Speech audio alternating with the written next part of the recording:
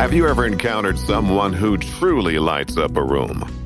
That's the best way to describe a 22-year-old Hartford, Connecticut woman with an unstoppable spirit and a clear plan for success. She mysteriously vanishes, leaving everyone who admired her in shock. What happens on her way home? And what happens when love becomes fatal? This is the Fatal Attraction Podcast with Without a Trace.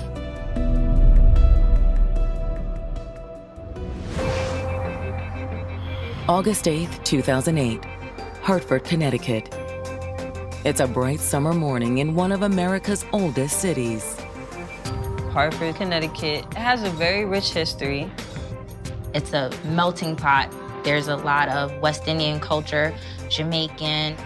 Hartford is a big city. There's always a party. There's always a situation. There's always police officers everywhere. At 8 a.m., Hartford police receive an unexpected visit from 43-year-old Patricia Baskerville.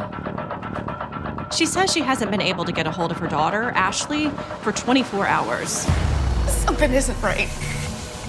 Okay, I'll have an investigator come down and speak to you if you'll just have a seat, please. 41 missing persons. Hello, ma'am. Can you tell us what's going on? Patricia says it all started during their recent family trip to Alabama and Georgia. Well, it was supposed to be like a big family reunion. Ashley's family is from Georgia and Alabama, kind of right around the border area. So the family vacation trips back down south were very frequent. But a week into the vacation, Ashley was forced to cut her trip short. Ashley felt like she needed to get back earlier from the vacation because she had work that following week. Despite her reservations, Ashley's mother, Patricia, says she agreed to let her daughter drive home alone. It was a long way for her to drive by herself, but she assured me she would be fine. I'm sure that Patricia was feeling anxious for her daughter returning home on her own. It's a 22-hour drive. It was going to take a couple of days of driving for her to get home. I told her to keep in touch with me the whole time and update me with her progress. Patricia tells police that during the first day of the drive on August 5th, Ashley did just that. The first day went fine. Ashley stayed in touch with her mom, and they talked on the phone that night after Ashley had stopped at a hotel. But the next day, Patricia says her worst nightmare came true. She was calling her, but it just kept going to voicemail. Patricia reaching out to Ashley and not getting any kind of communication back caused a lot of anxiety. Patricia says she continued trying to reach her daughter as she raced back to Connecticut. After the numerous failed attempts, she gets really worried. To not have contact with her was a little alarming. What happened in her drive from Alabama to Connecticut? Something's not right here.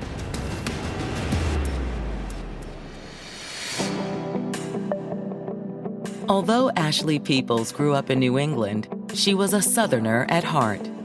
Her mother and her family all came from the South, so she inherited a lot of that Southern charm from them. She welcomed everyone with open arms. Ashley's joyful personality was alluring to others. She was a feel-good person, someone that people loved to be around. We could be at the grocery store, and she would make friends with anybody. She would often be singing, telling jokes, just very authentic. When Ashley came in, forget about your frown, forget about what you was going through at home. She would brighten up your day. Ashley also had an unshakable faith in God.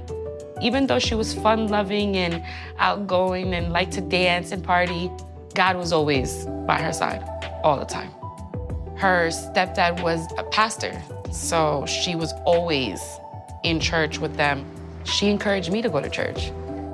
Between her loving family and her faith community, Ashley had all the support she needed to succeed in life. She was raised to believe that having a job and responsibility is very important. And from the moment she entered the workforce, Ashley started making big strides. She was really serious, about her career. She, at 22, was already an office manager at a car dealership. Ashley thrived in her new role as a leader. Even though she was bubbly and happy-go-loving, when it was time for business, she was about her business. Her management skills were so good that anything she'll say, snap of a finger, we're going for it, we're gonna do it. For Ashley, it seemed like the sky was the limit. She was hyper-focused on her work and on her future and trying to climb that ladder of success. Ashley's busy life didn't leave much room for dating. But when her coworker and friend, Alyssa Estacio, introduced her to 25-year-old Daryl Crenshaw, Ashley couldn't help but be intrigued. Alyssa knew Daryl from living in the same apartment building. I'm Daryl. I'm Ashley. It's a pleasure to meet you. Ashley would come over to my house all the time. And he was like, oh, she's beautiful. And he was like, hook me up, like talk to her, tell her about me. Ashley did the same. This has told me a lot about you. Good things, I hope. Absolutely. Well, come on. The two hit it off immediately and had really good chemistry. They flowed really well together. It was Daryl's larger-than-life personality that drew Ashley in. He was the loudest person in the room. Always had a joke. Everybody loved him. And when Ashley got an eye at him and he was attracted to her, I'm sure she was like, okay, I'm gonna give him an opportunity. Since their relationship was so new, Ashley didn't tell many people about it. It was still really fresh in the infancy stages. And like many of us, when things are new, we don't want to maybe tarnish it, we don't want to jinx it. She wanted to make sure that it was really going to go the distance before she actually told anybody about them. Regardless, Ashley was smitten. Every day, she became more convinced that Daryl was someone she could spend the rest of her life with. But now, Ashley Peoples has vanished while driving home from vacation. Her mom, Patricia, lost contact with her somewhere between Alabama and Connecticut. Ashley was not answering her phone. They don't know if Ashley made it back. Did she fall asleep on the road? Did she run out of gas? Did she get into an accident? Or was the truth even more sinister? If a woman is traveling alone, that I-95 corridor is pretty dangerous. She could have been abducted.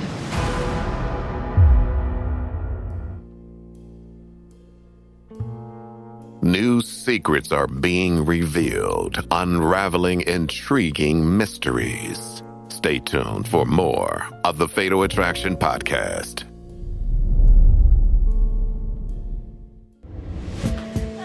At just 22 years old, Ashley Peoples was building a future for herself in Hartford, Connecticut. Ashley definitely took pride in her professional career. She was a leader. She was headstrong. When it was time for business, she was about her business. And Ashley's love life was also heating up after meeting 25-year-old Daryl Crenshaw. He was funny. He was outgoing. There was an instant attraction. She was able to balance work and life, and a lot of people her age can't do it like that. But now, Ashley has disappeared on the drive home from a family vacation in Alabama, and her mother, Patricia, is starting to panic. Ashley never made it home, and she wasn't answering her cell phone. This just isn't like her. She knows her daughter. She wouldn't cause her family to worry. This was not in her character to want to just go away without letting at least her or her father know where she was going. Something was wrong. Hoping for a lead, the investigators press Ashley's mother for more details. Did anything seem off about Ashley during your trip? She was perfectly fine. We had a great time. It was just a lot of fun activities. There weren't any signs that she wanted to run away or harm herself or anything like that. What about her relationships? Was Ashley seeing anyone? Well, actually, she did mention someone. Ashley had told her mom that she was dating somebody new, but she didn't fill her in with all the details. Is there anywhere she might have stopped along the way? She did mention that she was trying to make it back home in time for a hair appointment. Patricia recalled that Ashley said that she was going to get her hair and her nails done at a barber shop in Hartford. We're gonna do everything we can to find your daughter and bring her home safe. Thank you, detectives. I'll walk you out. After filing an official missing persons report, investigators head to the beauty salon to see if Ashley had shown up for her appointment. And it's soon clear they're on the right track. Ashley's car is in the parking lot. Fortunately for detectives, the vehicle is unlocked.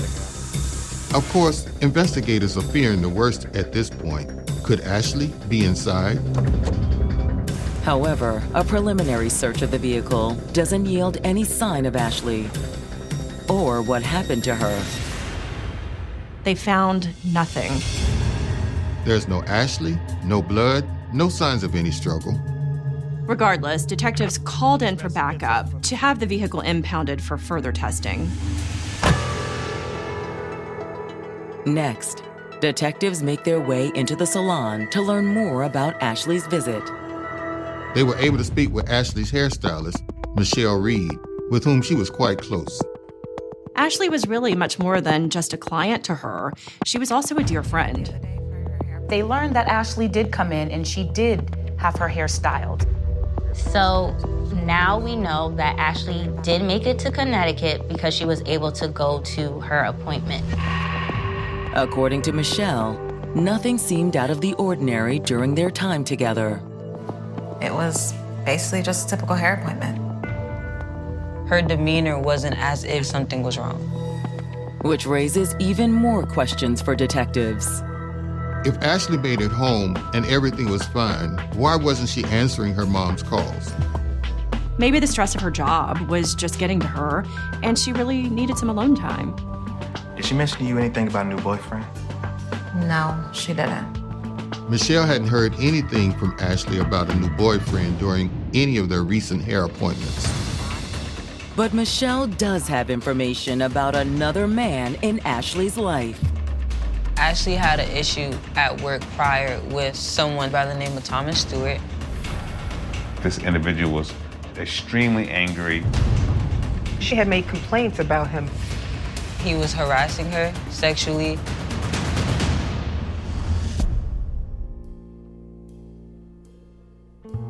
Stay tuned to the Fatal Attraction podcast as we navigate through this heart-wrenching episode.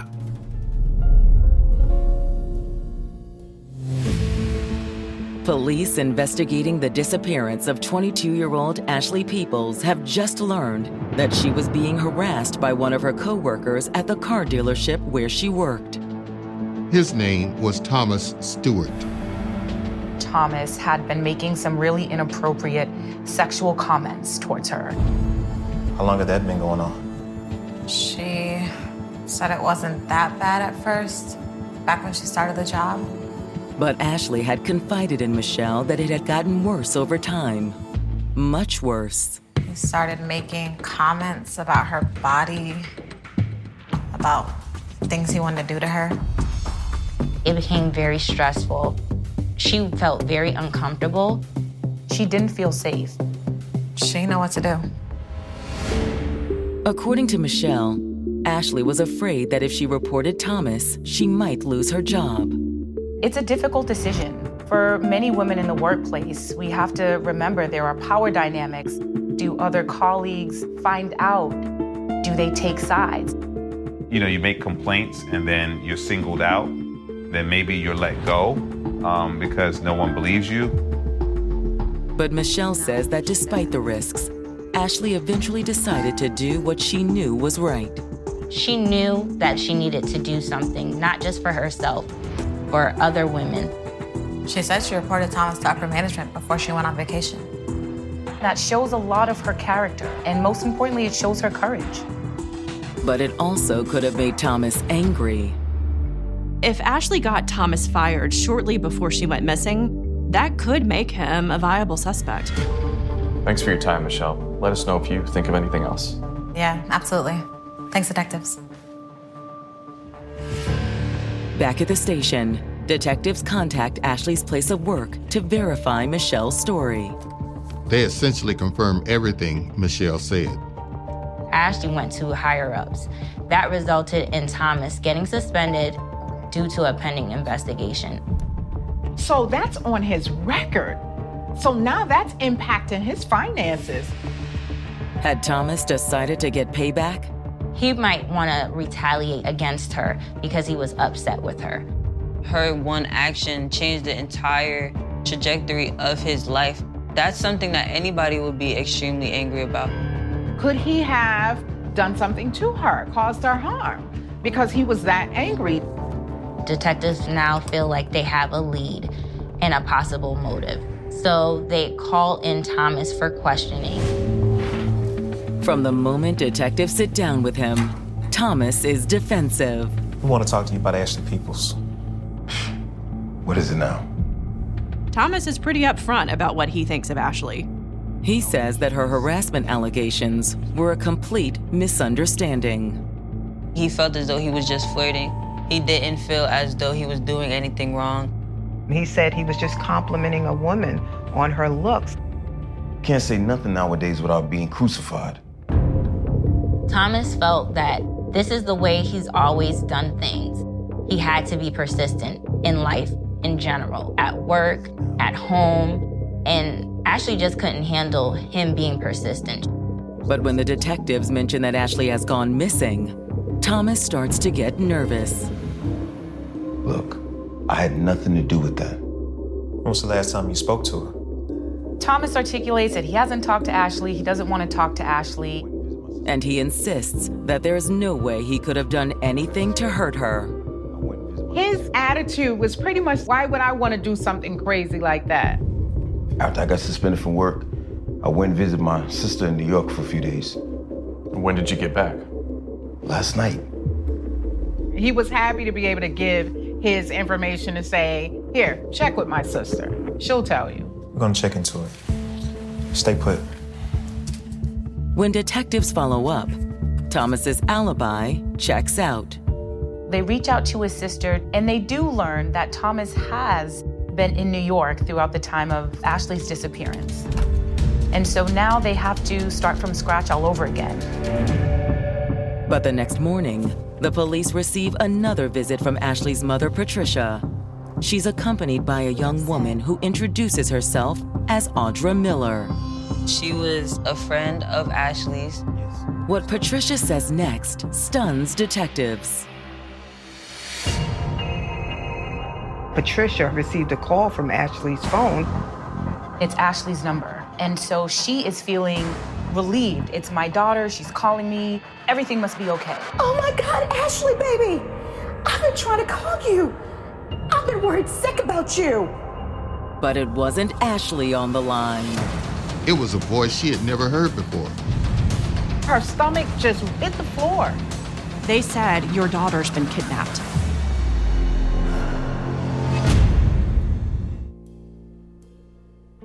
Stay with us as we continue to examine the web of deception. Stay tuned for more of the Fatal Attraction Podcast.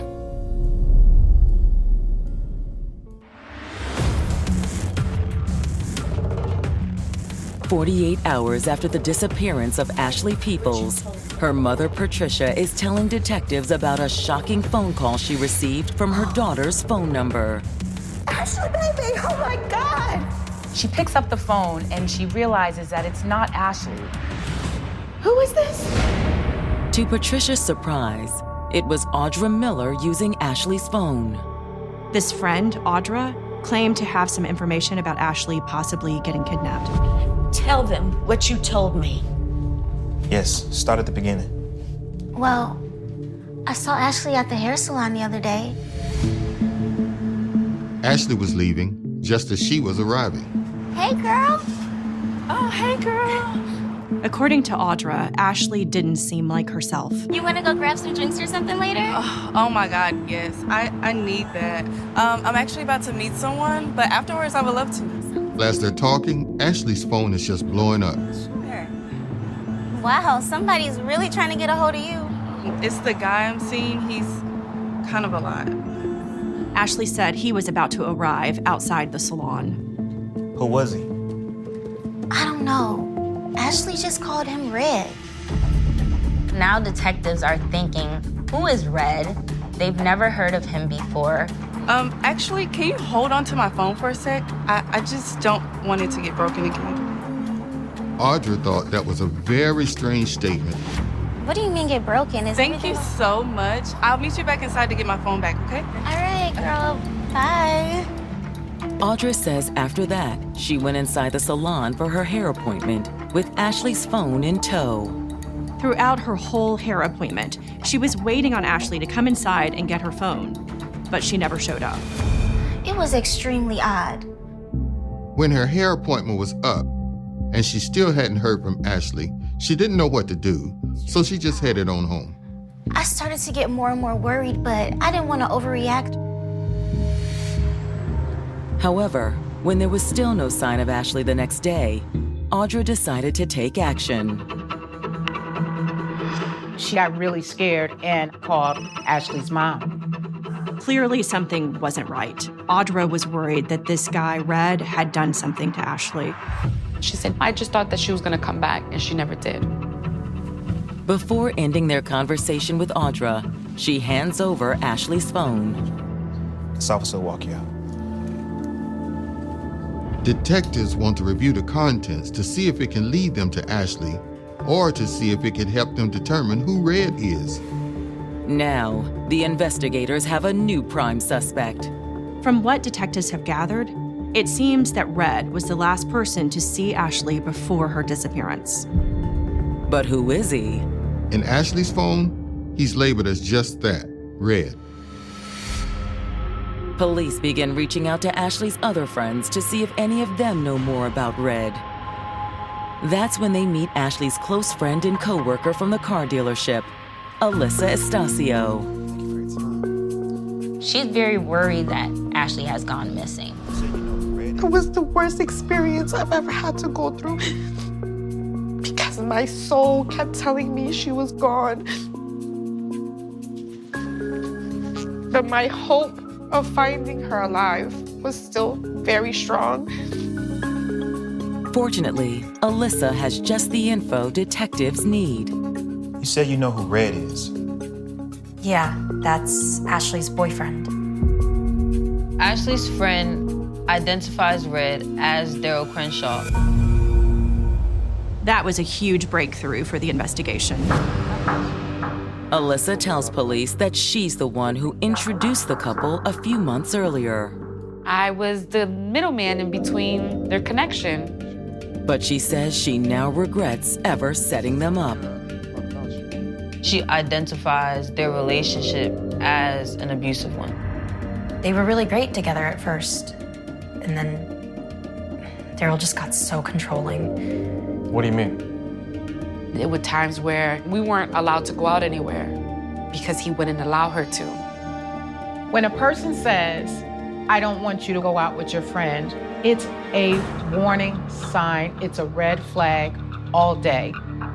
It speaks to power and control, really having an eye on all of her whereabouts. Alyssa says that Ashley was constantly fending off Daryl's jealousy and paranoia. He was just so aggressive. He always thought she was talking to some other guy. If the phone rang, even if she had it on silent, he'll look at her and he'll say, like, who's calling you, like that. Who was that? It's no one. Who was that? It was just really hard to watch. I could see him wearing her down. He would call her every word in the book, and Ashley would just sit there and look at him like, I'm nothing like that. Oh, you think I'm stupid? Huh? You think I'm stupid? Alyssa's story also corroborates something the detectives had heard from Ashley's other friend, Audra, that Daryl had a habit of breaking phones. The first time he snapped it in half. The next day we went and grabbed a new phone, and within 2 months, he tried to break that one too, and he succeeded. Alyssa fears that Daryl's abuse went far beyond broken cell phones. I know he put his hands on her, but she wouldn't tell me about it. That's why I feel like Ashley didn't tell a lot of people about her relationship. She was really ashamed. When you're a victim in these scenarios, you tend to blame yourself. You become embarrassed. You start to ask yourself, what did you do to cause yourself to be abused? It does not mean that we're dumb. It does not mean that we're weak. It just means that this person was very good at disguising who they really were. But just before going on vacation with her family, Alyssa says that Ashley had worked up the courage to leave Daryl. It's not that easy to just leave. You must have a plan in place, which also means you cannot go through this in silence. We had a talk, and she was just telling me about Daryl and how she was ready to break up with him. I just can't take it anymore. This is too much drama. She didn't feel like this was gonna go any further, and she wanted out of it. So when she came back to Connecticut, she was gonna have a talk with him. She was ready. No, you're doing the right thing. He deserves so much better than this. I didn't feel like she was in danger or she was scared. There was no fear in our conversation at all. But now, Alyssa is worried that the breakup may have set Daryl off. He had a temper, and it was fragile enough to push him to act in these ways. He was just a different person when he was mad. The more information that investigators get, the more they are worried. They're really thinking worst case scenario after learning about what Daryl is capable of. We were all praying that she was alive. They knew time was of the essence. On August 10th, the police show up at Daryl's apartment with a search warrant. They're knocking on the door, and there's no answer. Eventually, they busted the door down. Daryl is nowhere to be found, but investigators make a tragic discovery in the bedroom. There she was, laying on the bed. She was badly beaten. There was blood coming out of her mouth. They were too late.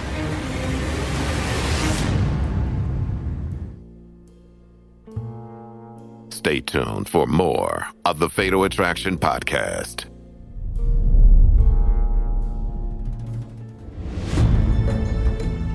After days of searching for 22-year-old Ashley Peoples, everyone's worst fear has just been confirmed. Ashley's body is found in Daryl Crenshaw's apartment. It was a horrific scene to see a young, vibrant woman just laying there dead. The crime scene tells a chilling story of rage and violence. Ashley's been severely beaten. She had bruising on her body. There was marks around her neck to indicate that there was some level of strangulation. It looked like she suffered tremendously. For detectives, the person behind this crime is no longer a mystery. There was no question that Daryl killed her. He had motive, he had opportunity, and her body was found in his apartment. As the sun comes up over Hartford, an alert is issued to all law enforcement officers in the area, advising them to be on the lookout for Daryl Crenshaw. They started a manhunt. He was missing as well as dangerous. Detectives were afraid that Ashley wouldn't be his only victim. And while the search gets underway, detectives have the difficult job of notifying Ashley's loved ones of her passing. The confirmation of her body being found was just so devastating, so hard. She didn't deserve it. It was like the sunshine wasn't there anymore. Her family cannot understand how this happened. Her mother kept saying he didn't have to kill her. He just did not have to kill her. I blamed myself for letting that introduction of them two even come to life. I couldn't be her savior. I couldn't help her.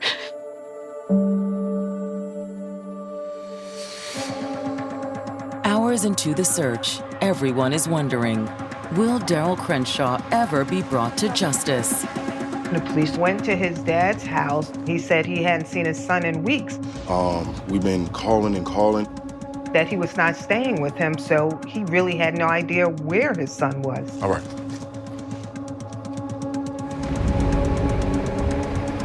The detectives reached out to all of Daryl's known associates. He had told people he was not going to be seen again because his life was over. He called one of his friends just saying, you know, I'm going to be gone. You're not going to see me again. I'm disappearing. But a few days later, Daryl resurfaces in a surprising way. Hello? Daryl actually called Ashley's stepfather. Ashley's stepfather was a well-known pastor in the community, and Daryl begged him to forgive him. The stepdad, being a man of faith, hey, absolutely, Daryl, but please turn yourself in. We need you to come back, turn yourself in, we'll work it out. Despite claiming to regret what he'd done, Daryl still won't face the music. Daryl refuses to turn himself in even after Ashley's family urges him to do so. I think that angered us more. It was unfair that he was out and he was trying to escape his consequences. Why couldn't you just face what you did? Months go by without any sign of Daryl. This whole time, Ashley's loved ones are petrified. It's just a thought you can't get out of your head. Where is he? And am I next? We were in fear, especially me. I was terrified that I could be at work and he could show up, because he used to show up at my job all the time. But just as the case seems to be going cold, the detectives opt to make a Hail Mary pass. Detectives decide to feature the case on America's Most Wanted, which is a TV show that features some of the worst criminals, some of the most violent offenders, in a way to really ask for the public's help. This initially was a local case. Most people outside of Connecticut had probably not heard of it, but once it hit America's Most Wanted, it opened the doors. Within days, the investigators get the lead they've been waiting for. Homicide. They got a break in the case. A prisoner in Florida actually contacted authorities.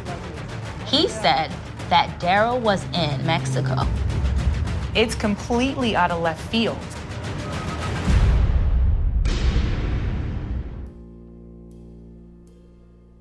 Stay with us as we continue to examine the web of deception.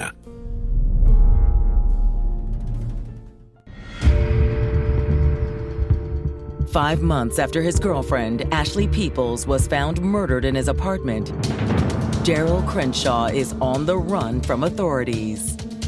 Daryl is still nowhere to be found. No one knows where he is.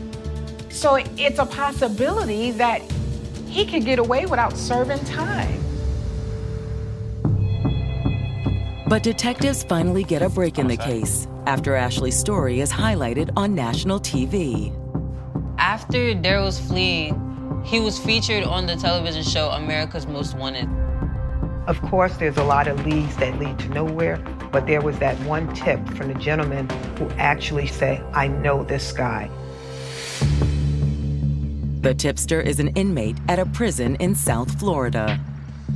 He tells investigators that he recognizes Daryl from being in an immigration detention camp with him in Mexico.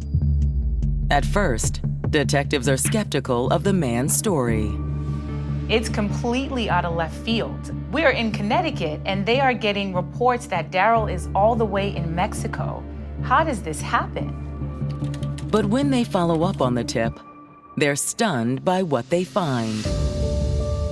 It was confirmed that Daryl was in fact in a detention center in Mexico. He's living under an alias. Daryl was actually posing as a resident of Jamaica and crossed over the Mexico border without any papers or documentation to confirm his identity. That was the reason why he was detained. U.S. Marshals in Hartford immediately begin the process of having Daryl extradited back to the United States. They finally got to tell Ashley's family, "We got him." Detective called me and he was like, "Hey, I got the best news ever. We found him." And that day we celebrated. We celebrated. There was relief. We're one step closer to justice. We have him in custody. He can't harm anyone else. When Daryl's trial gets underway in the fall of 2010, prosecutors portray him as a jealous boyfriend who couldn't handle Ashley's rejection. He just felt like he needed to always be in control. It was a case of, if I can't have you, no one can. They believe that on her way home from Alabama, Ashley called Daryl and told him it was over. I can't do this anymore. The name calling, the broken phones, it's just getting out of control. Back in Hartford, Daryl confronted Ashley outside the hair salon. Somehow or another, he found her at this location, called her, asked her to come outside. Seriously? I can't believe you're doing this to me. Ashley and Daryl got into a heated argument outside. And that argument escalated. What did you expect? Prosecutors believe Daryl used force to get Ashley to come home with him. He sucker punched her, and then he dragged her in the car. Back at Daryl's apartment, the situation took an even darker turn. You're not leaving me, you understand me? You are not leaving me. He beat her, he strangled her, he abused her. He struck Ashley several times. And then he choked her until she died.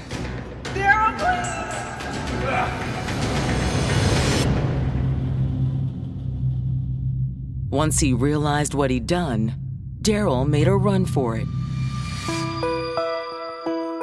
The reason why he got caught was because America's Most Wanted. And if it wasn't for that show, he would have been rotting in Mexico jail, and nobody would have known. Daryl's defense team doesn't deny that he killed Ashley, but they say he never intended the altercation to escalate to that level. They argued for manslaughter. Manslaughter is where death results where there was no intent. So the defense is basically saying that there was so much emotion in that room, he was reckless. He didn't formulate the intent to kill. After 3 full days of deliberation, the jury hands down the verdict Ashley's family has waited 2 years to hear. The jury finds Daryl Crenshaw guilty of Ashley's murder, second-degree kidnapping, and assault. He was sentenced to 78 years in prison. For Ashley's loved ones, it's a long-awaited victory. I broke down to my knees and let the screams come out. It was the best day of my life to know that this man would never come out. Best day. But even if Daryl is where he belongs, nothing will ever right the wrongs he's committed. Ashley's family will never recover from the loss. When Ashley left this earth, I used to always question God on why. Why her? Why take this beautiful soul that wanted everything in life, that had the potential to do everything that she ever wanted to do? It's only through faith that Ashley's loved ones find the strength to carry on. whatever you're going through, whatever hopeless thoughts you have in your mind, ask God for guidance. Ask someone for help. Don't hold back. No one deserves to be in pain, and no one deserves abuse.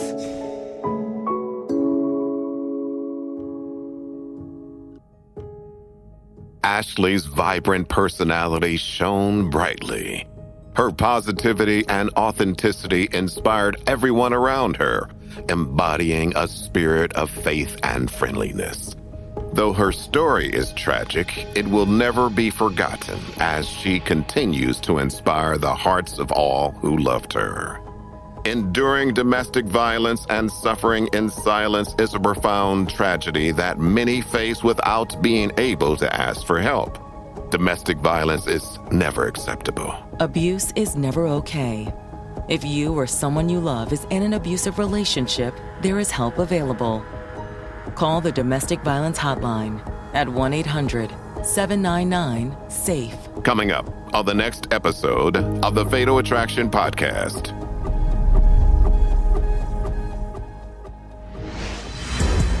She was a hardworking mom and wife, determined to succeed. Her husband was supporting her dreams. She wanted the best for her kids and her family. She was a success story. She was an entrepreneur. But now she's a victim. A hard-working Florida mother and wife who is immensely successful and enjoying a fulfilling life is suddenly thrust into a new reality when a desperate plea for help alters the lives of her community forever. Tune in to the next episode of the Fatal Attraction Podcast. We will see you in the next episode.